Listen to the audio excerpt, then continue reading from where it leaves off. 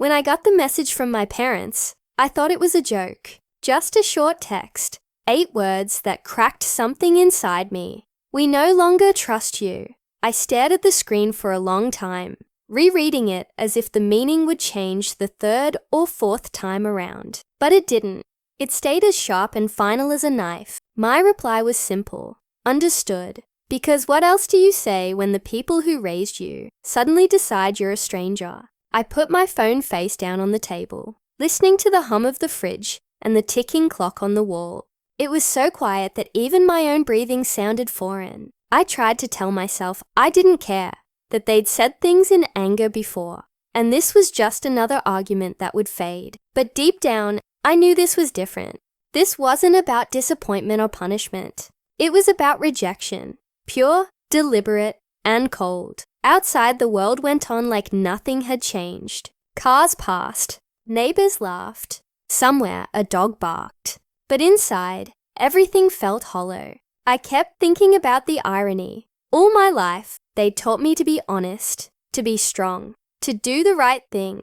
And the one time I did, they cut me off. I didn't know it then, but that message was the start of the unraveling. The moment I realized trust isn't about who you're born to. It's about who stays when everything else breaks. It had all started a few weeks before that message. My parents and I had always had a complicated relationship, loving, but filled with unspoken rules. They believed in perfection. Appearances mattered more than truth, and anything that didn't fit the image they'd built for our family was treated like a stain that needed to be hidden. Growing up, I learned to play along, smile at dinners, keep quiet about the things that didn't look good in photos, pretend everything was fine, even when it wasn't. But things changed when I found out something I wasn't supposed to, something about my brother, Mark. I'd stumbled on documents one evening while helping him with his taxes. It turned out he'd been taking money from our parents' joint account, lying about investments that didn't exist. It wasn't just a few mistakes. It was deliberate. I confronted him, thinking it was the right thing to do. He swore me to silence, promising he'd fix it before anyone found out. I wanted to believe him. For weeks, I carried that secret like a stone in my chest. But when Dad asked me directly about a missing transfer, I couldn't lie. I told the truth, calmly, carefully, the way they'd always taught me to. I thought honesty would make things right. It didn't. They called me that night, their voices trembling between shock and fury. Mom asked, "Why would you betray your brother like that?" I tried to explain that I hadn't betrayed anyone. I was trying to protect them, but she didn't want to hear it. Dad said, "Families don't expose each other. We handle things internally." When I reminded him that Mark had lied, that he was stealing, Dad's answer was cold and final. "He's still your brother. You crossed a line." That was the last time we spoke before the text. For days, I replayed that phone call in my head, wondering if I could have said something differently, something that might have softened their anger. But every time I tried to justify it, I hit the same wall. I'd told the truth, and they didn't want it. Looking back, maybe I should have seen it coming. In our family, loyalty had always meant silence. And by breaking that silence, I'd broken the illusion they'd spent years protecting. The message came on a quiet Sunday morning. I was making coffee when my phone buzzed. A simple text from Dad that read, "We no longer trust you." Just that. No explanation, no greeting, no signature. My heart sank, the words burning into me as I read them over and over. It felt like someone had pulled the ground out from under me. After weeks of silence, this was how they chose to speak to me. Not a call, not a visit, just a declaration that I was no longer part of their circle of trust. I sat at the kitchen table, staring at the steam rising from my untouched cup. There was anger, confusion, and a hollow ache that felt both new and familiar. My first instinct was to call them, to ask why, to defend myself, to remind them that I'd done what was right. But my thumb hovered over the call button and stopped, because deep down, I already knew why. They didn't want honesty. They wanted obedience. Still, I needed to understand just how far this had gone. So I opened my laptop and checked our family group chat. The one we'd used for birthdays, dinners, and vacation plans. My messages from the last week had no replies. My last text, Dad's birthday dinner at 7, had been seen by everyone but ignored. I scrolled up. Photos of Mark smiling with Mom and Dad at a restaurant filled the thread. They'd celebrated without me. That's when the real weight of the message hit me. We no longer trust you. Wasn't just a statement. It was a verdict. I was being quietly erased from the family story, replaced by the brother who had caused the mess in the first place. I spent that entire day in silence, replaying every memory, every lesson about loyalty, every lecture about family unity. I realized those values had never been about truth or fairness. They were about control. I'd grown up thinking we were close, but closeness in our house had always come with conditions. That night, I replied with 2 words. Understood. Goodbye. It wasn't anger that drove me to send it. It was exhaustion. A kind of peace even. For the first time, I wasn't begging to be believed or accepted. I was choosing distance. Choosing myself. When I put my phone down, the silence that followed was heavy, but it was mine. No guilt, no pretending, just quiet honesty. And for the first time in my life, I realized how powerful that could be. The next few days felt like walking through fog. Every sound in my apartment seemed louder. The ticking clock, the hum of the fridge, the echo of my own thoughts. I went to work, smiled when I had to, and kept my head down. But inside, everything felt off balance. The texts from my parents kept replaying in my mind like a broken record. We no longer trust you. The words followed me everywhere. In the silence before sleep. In the pauses between sentences at meetings. In the empty moments that used to feel safe. I'd always believed that family was a constant. Something unshakable. But now, it felt like the foundation I'd built my entire identity on had cracked overnight. Every memory of laughter around the dinner table. Every holiday spent decorating the house felt like scenes from someone else's life, something staged, rehearsed, and conditional. I tried to rationalize it. Maybe Dad had written it in anger. Maybe Mom had pushed him to send it. But the more I thought about it, the more I realized it didn't matter. The message had been deliberate. They wanted me to feel it, to feel small, isolated, punished for not falling in line. That night, I called my best friend, Emma. She listened quietly as I read the text out loud, my voice cracking halfway through. You didn't deserve that, she said softly. You've only ever tried to do right by them. But even her reassurance couldn't fill the hollow ache inside me. Because when your parents stop believing in you, it's not just rejection. It's like being erased from your own story. I started avoiding calls, skipping family chats, muting notifications. I couldn't bear to see more proof that I was being replaced, that life was continuing without me. At work, I buried myself in projects, staying late just to keep my mind busy. But no matter how hard I tried, there was no escaping the heaviness. One evening, I opened my photo album. There was a picture of Dad teaching me how to ride a bike, his hand steadying the seat. Another of Mom helping me pack for my first apartment, smiling like she was proud. I stared at those faces for a long time, searching for the people who had once loved me without conditions. But all I could see were ghosts of what used to be. I thought about replying again, trying to fix it, trying to explain. But I stopped myself, because maybe this time, silence was stronger than words. Maybe this was my way of saying, I'm done trying to earn love that should have been freely given. A week later, an envelope arrived at my door. No return address, just my name in my mother's handwriting. For a moment, I almost didn't open it. My pulse raced as I tore it open, expecting more blame. Maybe another attempt to twist the knife. But inside was something else. A letter, 3 pages long, and a photograph. The photo stopped me cold. It was from last Christmas.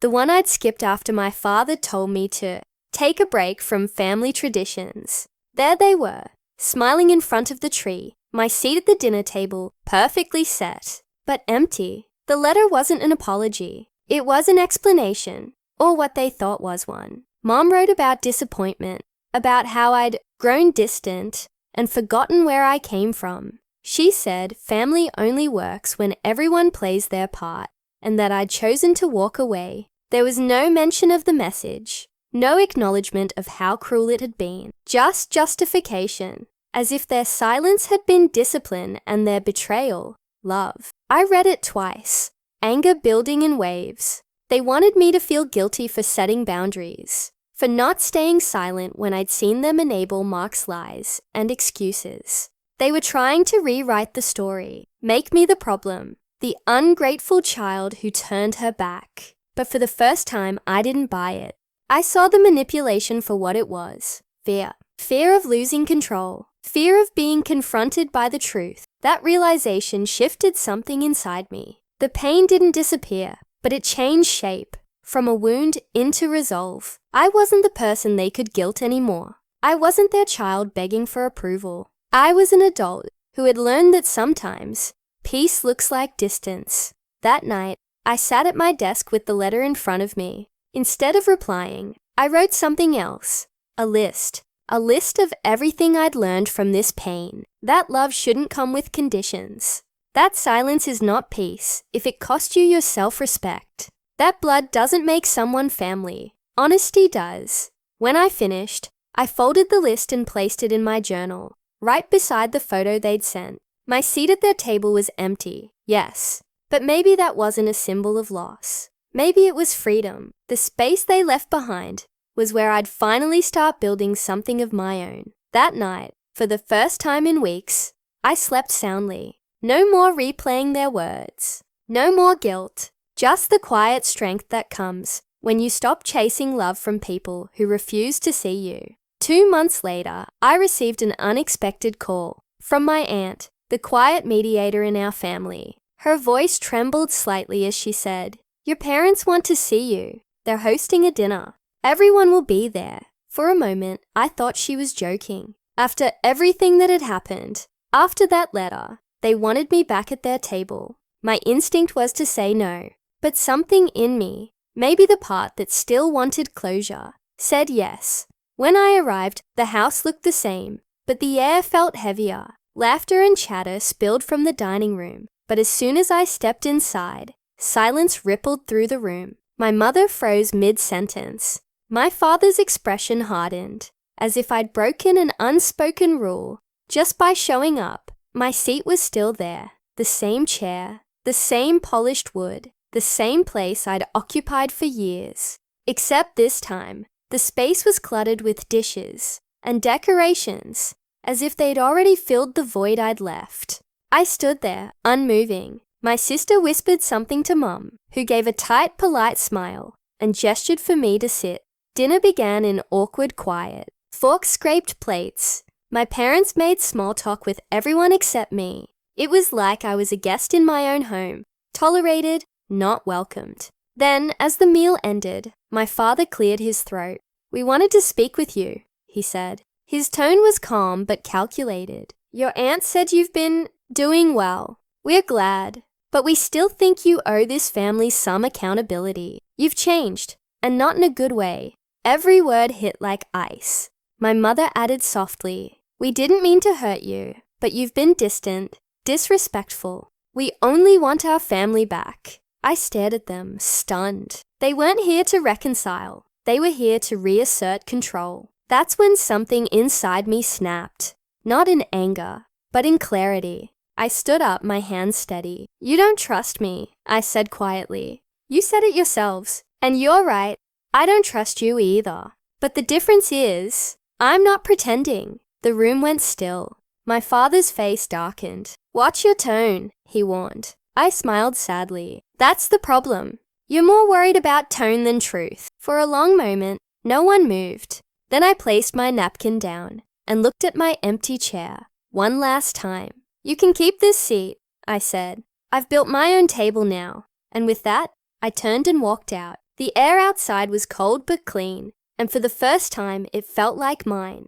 The door closed behind me with a quiet click, but the echo followed me all the way to my car.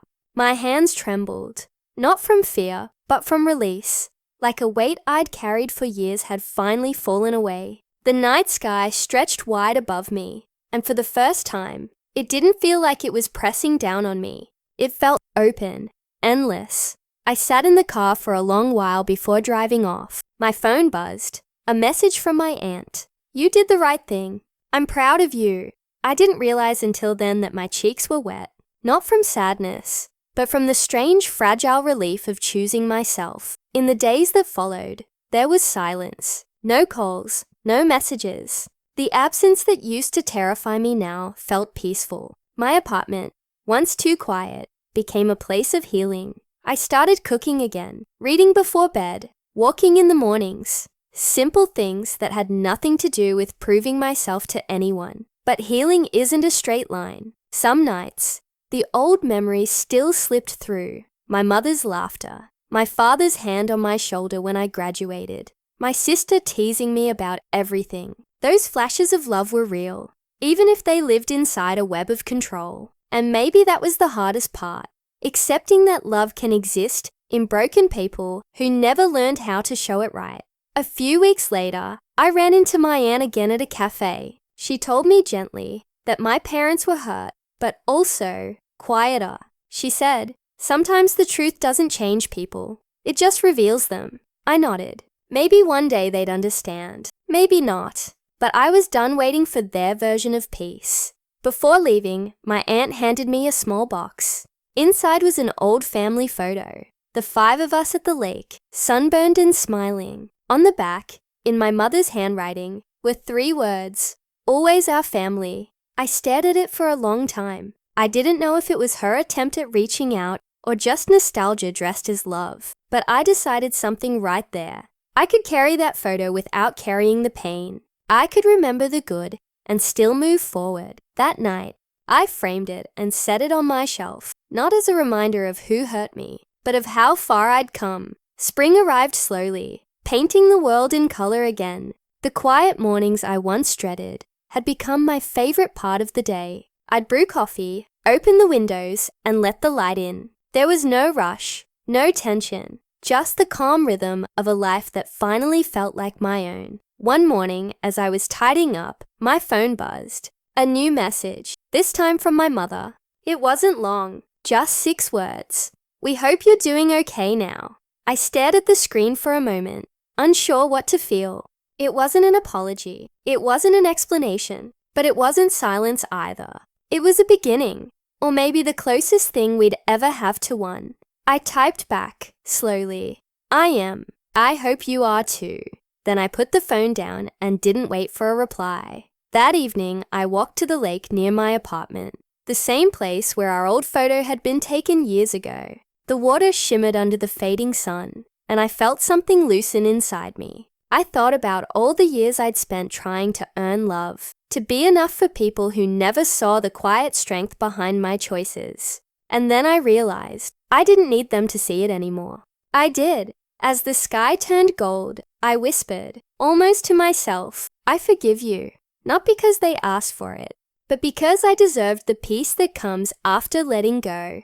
I went home, lit a candle, and looked at the framed photo on my shelf. The faces in it smiled back, frozen in a time before everything cracked. But this time, I didn't see loss. I saw history, something that shaped me, not something that defined me. Family, I realized, isn't just who raises you. It's who roots for your healing, even if that person ends up being you. And with that thought, I smiled softly. For the first time, the message, "We no longer trust you," didn't sting, because now I finally trusted myself.